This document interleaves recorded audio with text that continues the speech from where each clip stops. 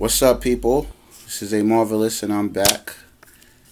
I had to do this video here, and you'll see why. Thank you for tuning in. Appreciate your attention, because attention is one thing that you just cannot get back, just like time. So tonight we're gonna address Game of Thrones season 6, episode 4. I believe it's called The Book of Strangers. Now, I wasn't going to do this out of turn. I like to do things in order. But watching this, actually, so many things jumped out at me. I just had to get it out. Because this episode... First, let me say this. And I always say this. Some people might say, oh, it's television. It's just a program. It's not real. And that's factual. But not really factual, because it does involve real people.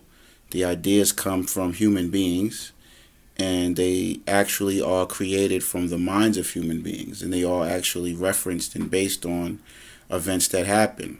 As I've said before, Game of Thrones is the story of Europeans gaining power in England, and it's also explaining first off, all the presidents that have been elected are related in some sort of way. But they trace their bloodlines back to the kings of England.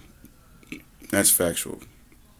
And the Game of Thrones is a story that parallels the House of Plantagenet, which is a bloodline, a family name, and it's where all the great, so-called great, because they're savages, but the great kings of England originated from. So the Game of Thrones tells that story.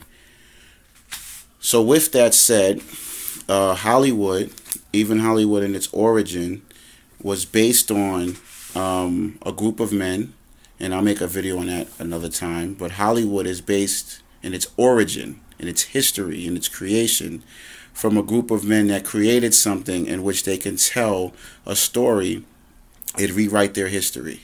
And you could find that in a book called, pardon me if I had the 1800. The book is called How Jews Invented Hollywood by Neil Gabler. An Invention of Their Own, How Jews Invented Hollywood. And it shows how these men who were Jewish created something that they can actually bond together and tell stories and kind of rewrite history and rewrite their position based on how they want the world to be. Because Hollywood was created by men that didn't have great father figures, and they were in a situation in Europe where they were being persecuted. So they came to a particular area in California, and they grouped up together and they rewrote their history, and they told history based on their view. And it also shaped American history based on them assimilating themselves. But that's another topic. I say all that to say is this.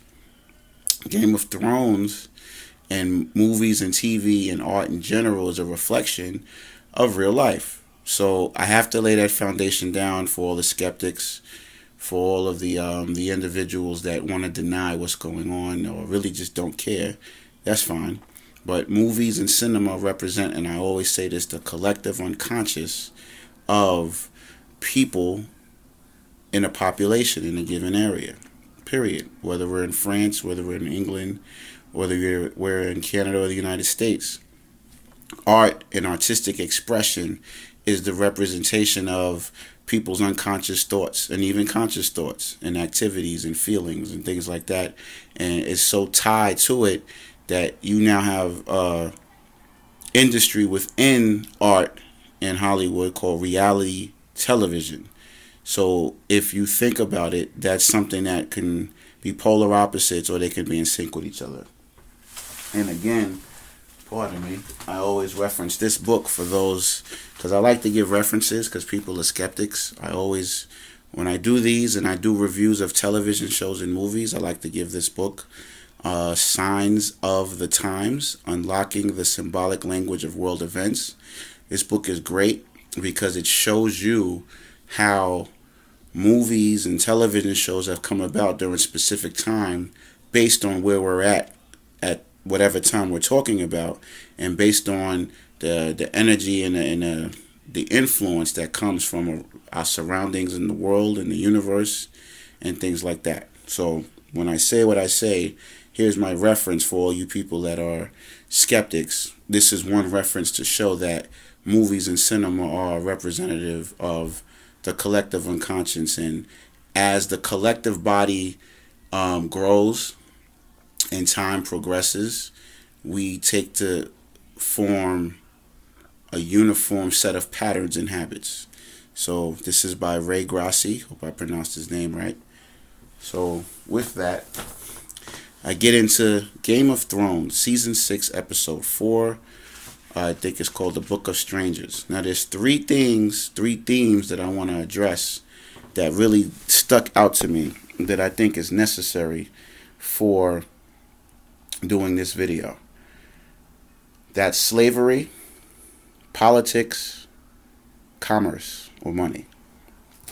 And those are the things that have created America, shaped America, and those are the things that permeate through every one of us that live in this United States, whether we agree with it or not. Most of us, if not everyone, uses commerce. We are definitely affected by politics. By extension, we're affected by law. And since slavery built this whole nation, that's something that definitely will never be forgotten.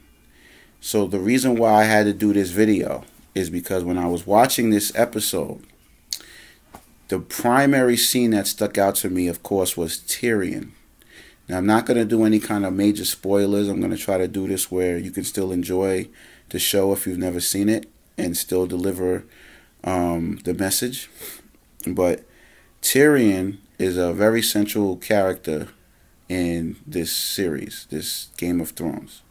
And in this episode, Tyrion represents Abraham Lincoln.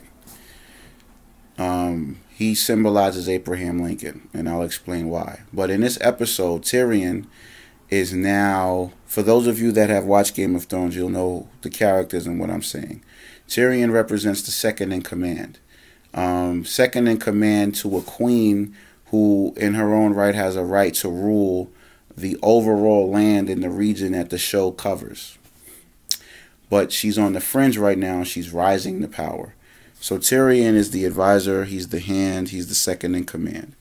So right now, the queen is not there. She's kind of in a certain limbo. I won't say the specifics. So he's kind of in charge right now. But because he's brand new, her and the queen haven't really established a relationship. Right now, the area in which they rule is going through a civil war. Kind of like America went through a civil war. So because he's versed in politics and because he has experience and he understands what's going on, he decides to have a meeting with his perceived enemies, the individual who he knows is at war with them. They're at a war right now. So he decides to invite one of the parties that he feels is backing their major enemy. There's three enemies, but one of the enemies was actually doing the killing. He decides to invite the allies of his enemies that's backing them. So they come, and now while he's doing this, the army and the soldiers of Tyrion and the queen, they used to be slaves. But because the queen has a certain moral in the storyline, queen, mother of dragons is what she's called, Daenerys, she has a certain compassion and genuine of heart in the story, of course.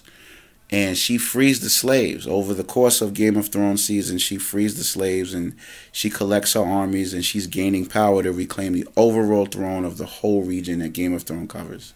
So anyway, she frees these slaves, so they have this undying loyalty to her. But Tyrion is new on the scene. He has his own history. I'll cover that in other episodes. So, but he understands politics because he grew up wealthy, and his last name, Lannister, that's who rules all of the land right now. So he understands wealth, fame, and power.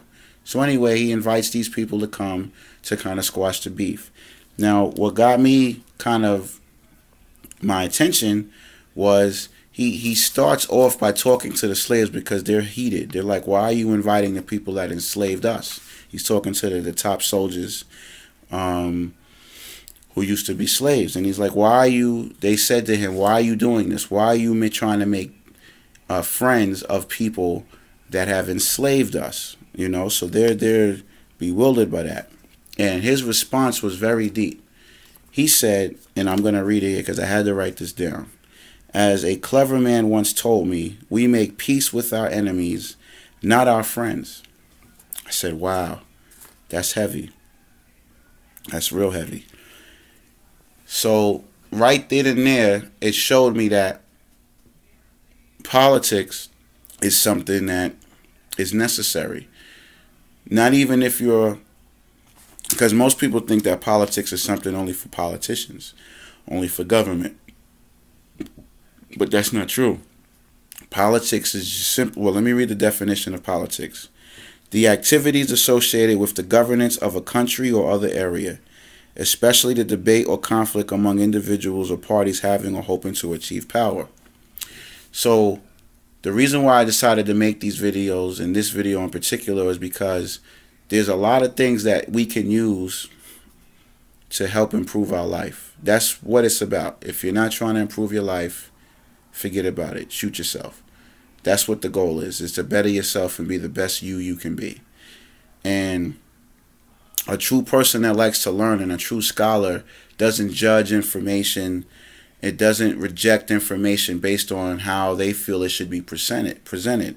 They're going to learn and see stuff and hear stuff and see the value of it. A true scholar sees the value of something no matter what state it's in. Period. So when I make these and I talk about television shows, I'm kind of tired of people dismissing things because it's not real and tangible. Real and tangible is what you make real and tangible. You know what I mean? Because we came from, I'm not going to divert too much, but we came out of nothing. Conception is something that came from an act out of nothing. So that's that. But back to Game of Thrones. So that's politics. Politics is something that we can use every day in our relationship, with our significant other, with our children, with our work environment, our business ventures, just in our relationship with people to kind of make harmonious relationships.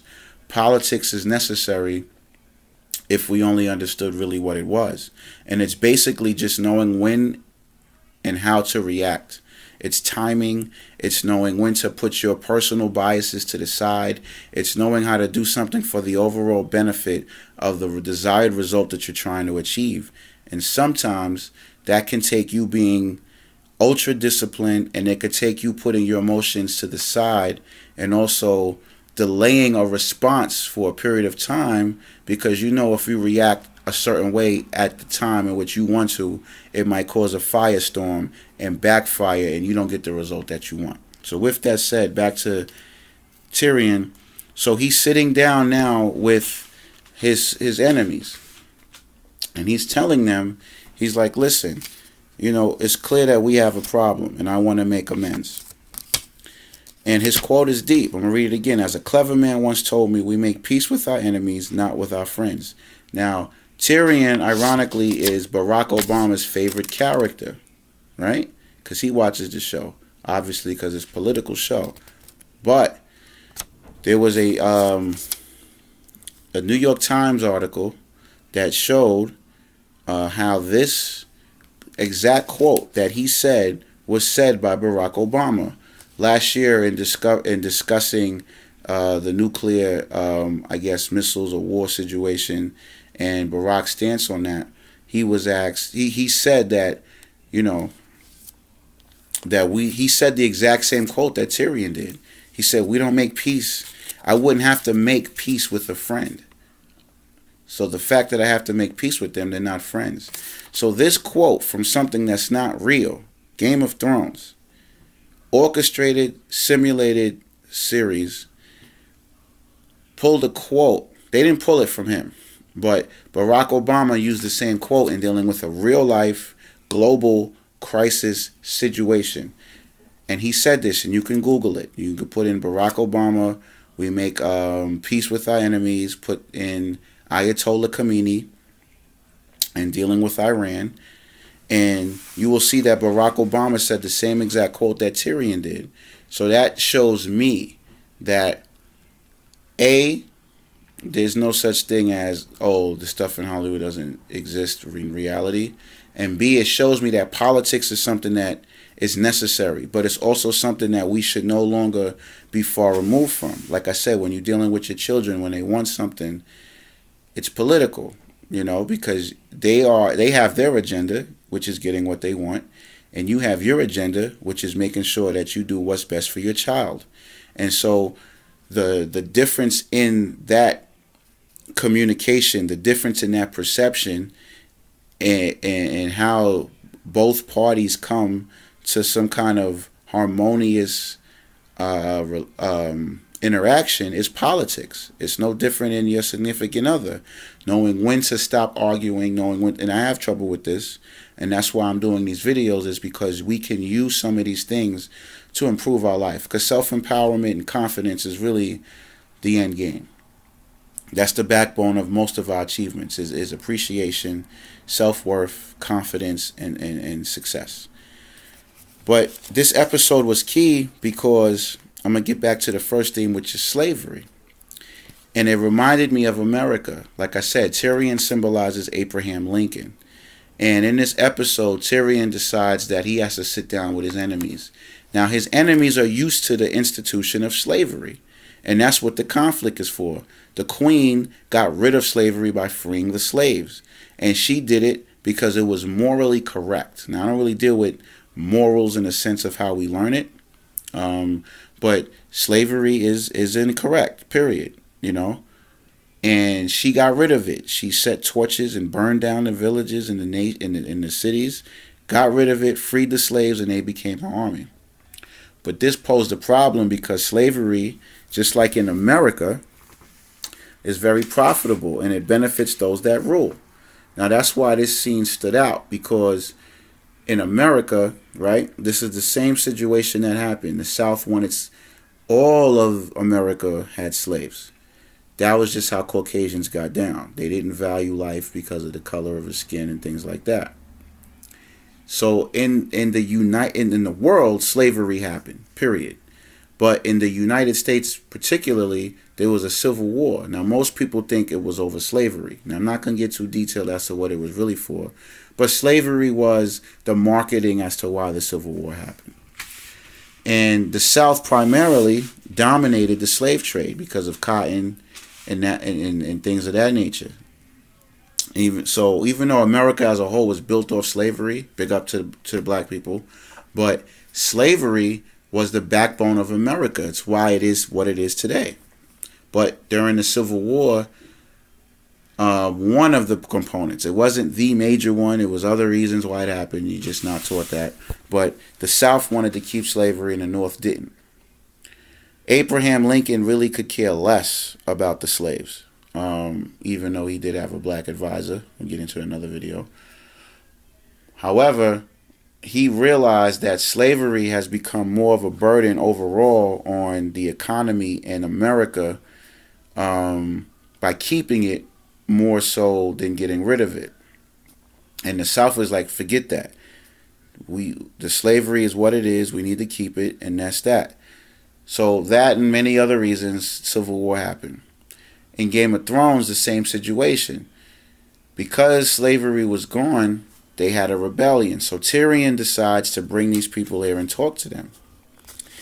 And the reason why this is significant is because the individuals that are at war with the Queen and Tyrion, they've always had slaves.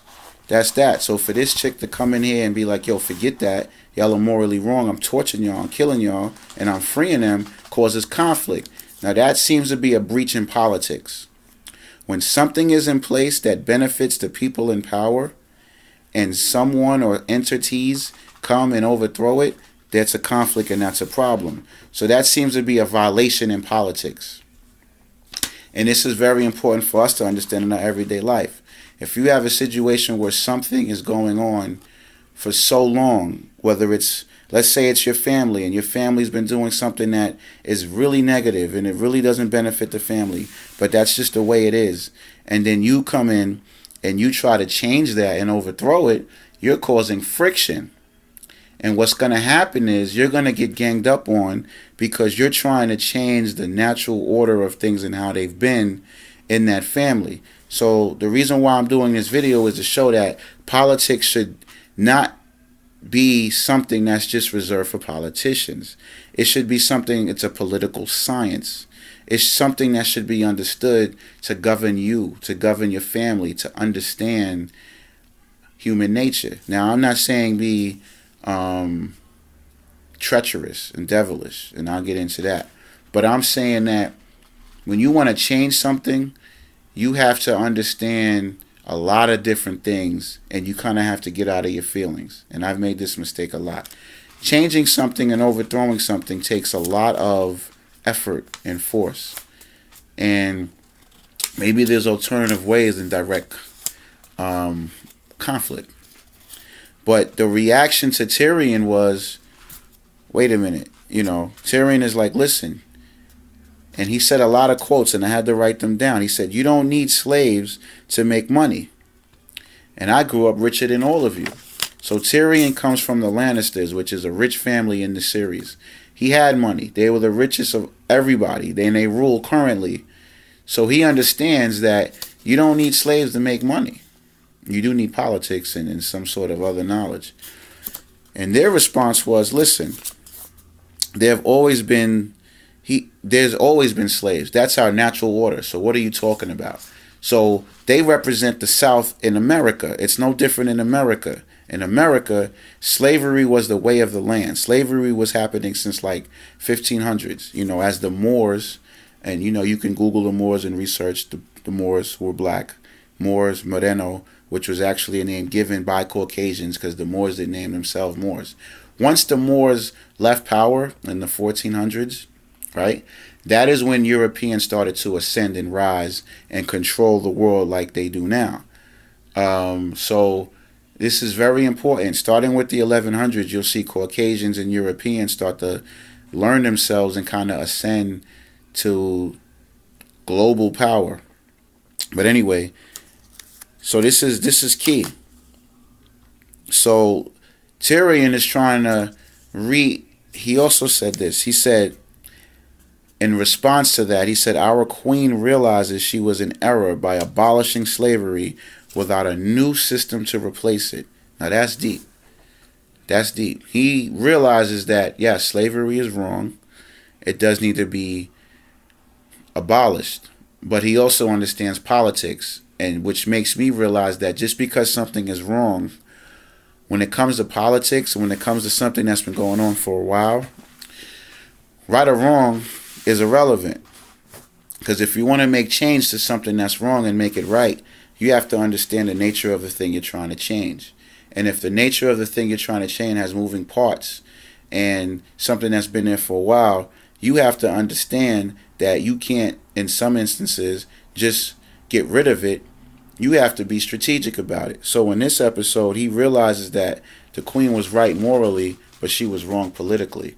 And that causes the death and killing of innocent people, which is something the queen tried to avoid. So what does that tell us? By going off your conviction of what is right, sometimes you could be blinded and realize that you're making a situation worse by not being strategic and seeing that you might have to do some things you don't like in order for the overall change of things you do like. So in Game of Thrones, this episode, Tyrion realizes that the queen was correct morally but incorrect politically. So by inviting his enemies to come and talk, like Barack Obama did, same quote, mind you, he's seeing how this can be remedied. So he's attempting to put something in place that might work. But they're resisting because slavery is their bread and butter. Why the hell would they get rid of it? So he says that, and pardon me, I had to write this stuff down. So Tyrion continues, and he says, okay, listen, I understand that slavery is your bread and butter. I understand that's what you're used to. So, and I understand, like he said, our queen realizes she was in error by abolishing slavery without a new system to replace it. So here's his solution, and this is the same thing Abraham Lincoln did. This is the same thing the North did, and this is the same thing that happened in America, which is why this this episode is so hot and important because things like this help us understand the differences in race in this country. In America, Abe Lincoln was like, all right, listen, we understand that slavery is your bread and butter. It was for the North as well. Not as much as the South, but it was in the North. Again, Lincoln really didn't care whether slavery was abolished or not. He wasn't overly compassionate to the slaves. He was a Caucasian male who participated in enslavement of black people, period. However, he did what was best for the country. And what is not told in that story is that there was a lot of uprisings going on around that time. Slaves was just not trying to hear it. And it was making that difficult for the institution of slavery to exist. So at that point, slavery, even though it helped build America and it was profitable, slavery was just being abolished in places, and it was just becoming a burden because of the uprisings and for many other reasons, which I won't get into. And Abraham Lincoln also had other concerns because he was also fighting our power structure in himself. Now imagine that. The president is fighting a power structure. Now, of course, I'm not going to get into too much with England and all that, but he had to be concerned with England. He had to be concerned with the uprisings, and he had to be concerned with a whole independent power structure which still runs everything today, which is the bankers and the bloodline families that wanted to push a central bank. And Lincoln was pushing his own currency.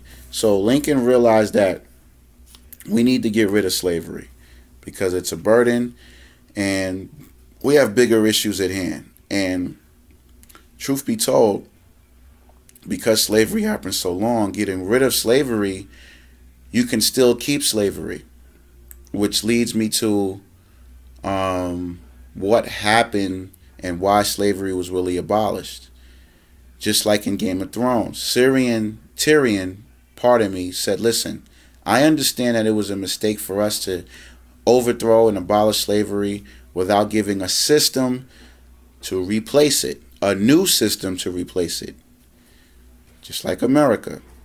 So Tyrion says this, we will give you a whole new system to abolish slavery, and because we know that you just can't wean yourself off of this horrible free labor, we're going to allow it to go on for 7 more years because the area was called Slaver's Bay. So Tyrion proposes to allow slavery to continue for 7 more years so you and your allies can get used to it and prepare yourself for slavery to be ending. And I will provide a new system in which you will definitely be compensated, you will thrive, and I will also pay you for the slaves that you have lost. Now this sounds eerily familiar because this is exactly what happened in America. The Civil War happened and slavery was abolished, and what did we get in exchange? Right after that, the new slavery was the legal system. And I may do a video on this, but it's overrun.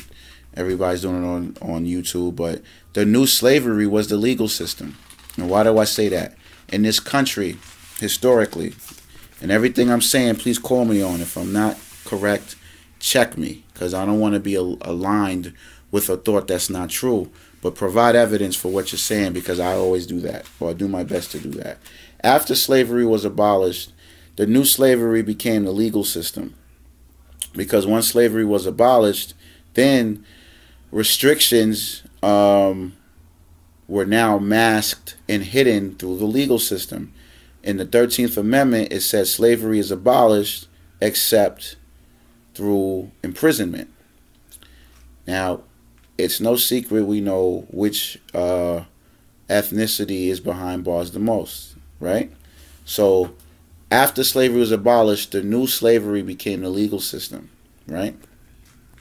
And that is the case because blacks got the right to vote, and all of this paperwork restrictions became about. But black people were the only ones that needed paperwork in order to have basic rights. In order for marriage to happen and things like that, paperwork was something that was only applied to black people. But after slavery, then everyone became black people because now the law has made it to where everyone needs what's called privileges or rights. Rights were created after slavery was abolished. So the new slavery left black people and came to everyone, which is through the legal system. In Game of Thrones, this is what Tyrion is proposing. He's proposing to say, listen, we need to get rid of slavery because it's wrong. But we're gonna do it the right way this time. We're gonna allow it to go on for 7 more years, and I'm gonna compensate you for your loss of slaves forever, and I promise you that we're gonna have a thriving system.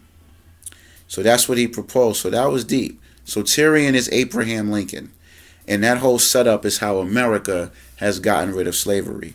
They exchanged slavery for a new system, and that new system was the rise of the legal system. That new system was the more perceived freedoms for more restrictions. So anytime you see something like gun control issues, or anytime you see homosexual issues and things like that, those are the smokescreen for the real slavery, which is the legal system, which it gives people what they want under the guise that it's morally incorrect, and then on the back end they take away your basic common law American rights that every American should have, such as the right to bear arms, traditions such as one man, I don't want to say one man, but men and women getting married. So this episode shows clearly how slavery in its traditional sense was transferred